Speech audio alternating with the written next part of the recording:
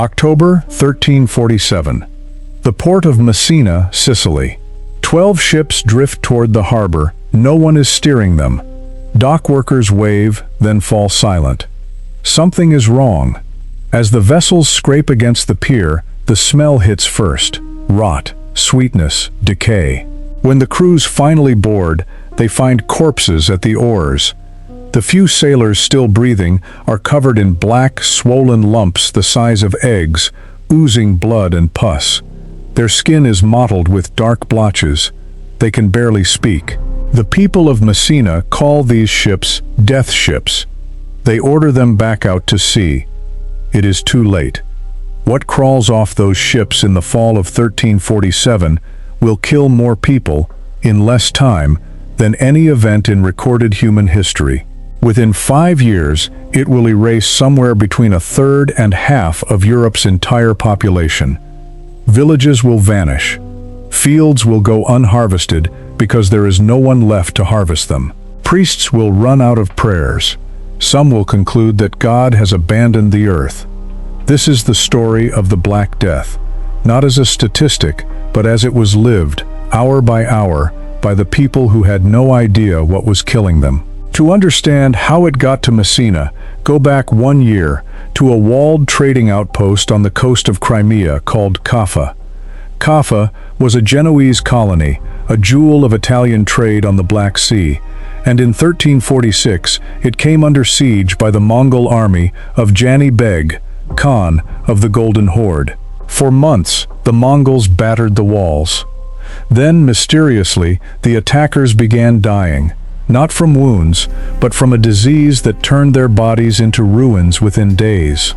According to a contemporary account by the notary Gabriele de Musi, the Mongols made a final, horrifying decision before retreating. They used catapults to hurl the corpses of their own plague dead over the walls into the city. Historians still debate how much this single act truly explains the plague's arrival in Europe. Rats and fleas aboard trade ships were almost certainly already carrying it. But the siege of Kaffa marks the moment the story turns. Genoese merchants, trapped inside the dying city, fled by ship. They carried their cargo, their crews, and, unknowingly, their deaths, westward across the Mediterranean. Messina was their first stop. It would not be their last. To understand why this disease was so catastrophic, you have to understand what it actually did to a human being. The culprit was Yersinia pestis, a bacterium carried by fleas that lived on black rats, the unintentional stowaways of every merchant ship in the medieval world. A single flea bite could deliver thousands of bacteria into the bloodstream. Within 2 to 6 days, the victim would develop a fever, chills, and crushing fatigue. Then came the buboes, the swollen lymph nodes in the groin, armpit, or neck that gave the bubonic plague its name. They could grow to the size of an apple, turning black as the tissue inside died. In the most severe cases, the infection reached the lungs, becoming pneumonic plague, spread not by fleas but by breath itself, coughed from one dying person directly into the lungs of the next. This form killed almost everyone it touched, often within 24 hours. There was no germ theory in 1348. No one understood bacteria, or fleas, or rats. Doctors trained in the medical schools of Paris and Bologna believed disease traveled through miasma, poisoned air, corrupted by the alignment of the planets, or the rotting of unburied matter. The most respected medical minds in Europe would prescribe burning aromatic herbs, avoiding baths, and bleeding patients who were already dying of blood loss internally. None of it worked. And because none of it worked, people began to search for someone, or something, to blame. By the summer of 1348, the plague had reached Florence, and it is here that we have our most vivid eyewitness account, written by a survivor, Giovanni Boccaccio. Boccaccio watched his city collapse in real time. In the introduction to his story collection, The Decameron, he described a Florence where the ordinary bonds between human beings had simply dissolved. Brothers abandoned brothers. Parents abandoned children. The sick were left to die alone, because even the people who loved them were too afraid to come near. The city government, overwhelmed, could no longer manage burials with any dignity. Bodies were stacked in mass trenches, layered like cargo in a ship's hold, covered with a thin layer of soil, then another layer of bodies on top.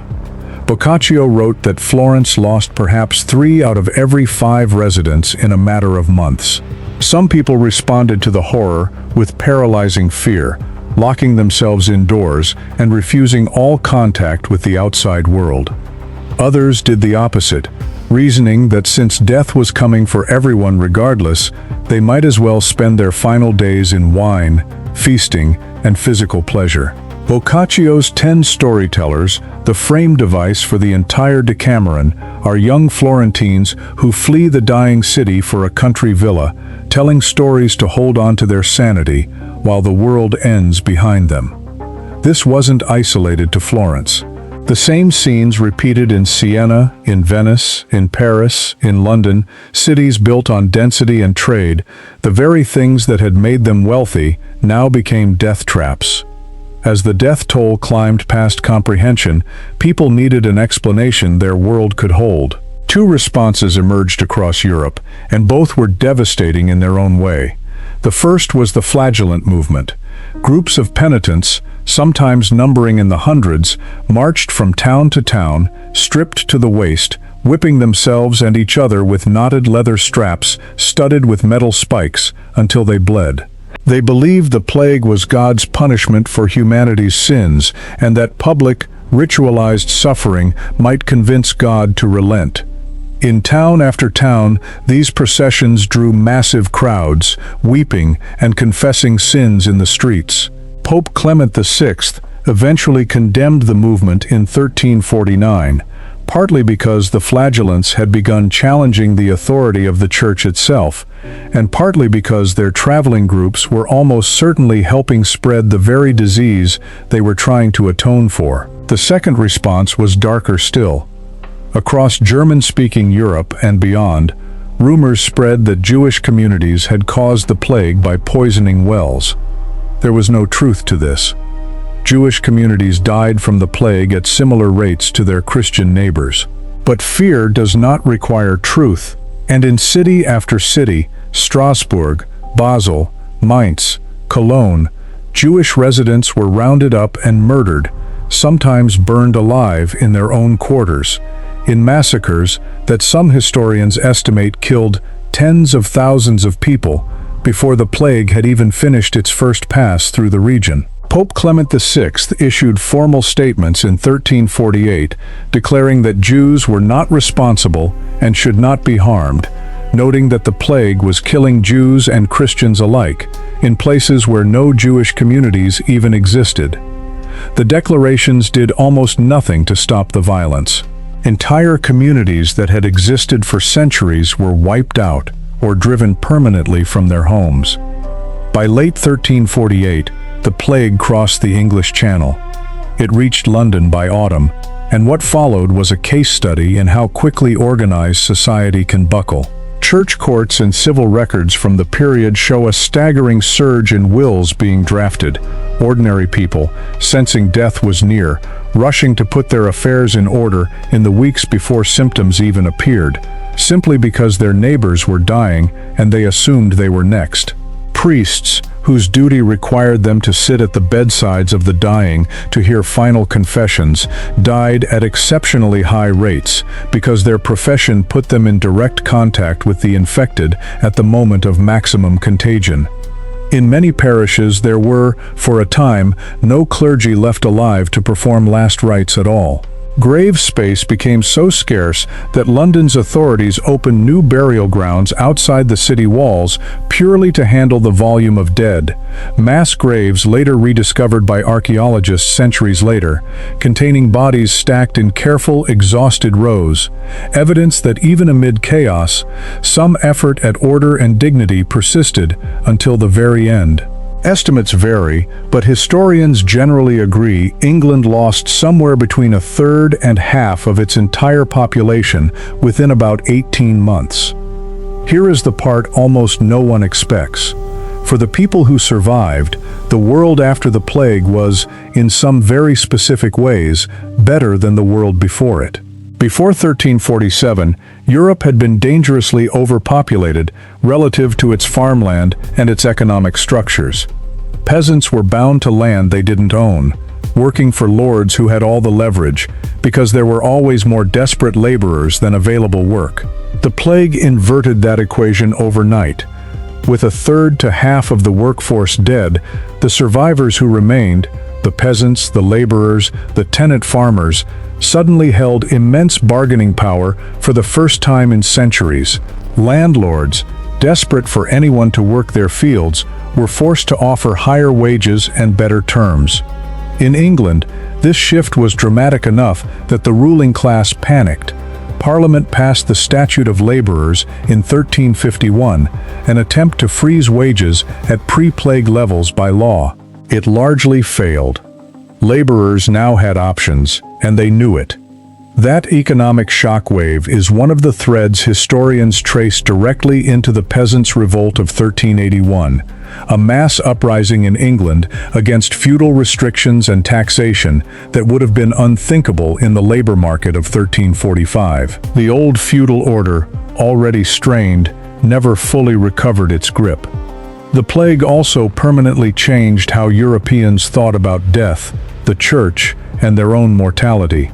A church that had promised protection and explanation had, in the eyes of many survivors, failed to deliver either. That crack in religious authority didn't cause the Renaissance by itself, but historians widely agree it was one of several forces that helped loosen medieval certainties and open space for new ways of thinking about the individual, the body, and the natural world. The Black Death did not end in one dramatic moment. It receded slowly through the 1350s, then returned in smaller waves for generations. The plague of 1361, of 1369, and beyond, each one killing thousands more, though never again with the singular, world-ending force of that first wave. By the time it was over, entire villages across Europe had simply ceased to exist, their names surviving only in old tax and land records. Families that had spanned generations vanished in a matter of weeks. And yet, out of that devastation, a changed Europe emerged, one where the balance of power between the living had shifted permanently because so many were no longer alive to hold it. The people who survived 1348 did not know they were living through what we would one day call the deadliest catastrophe in human history. They only knew that the world they woke up in, on the other side of it, was not the world they had lost.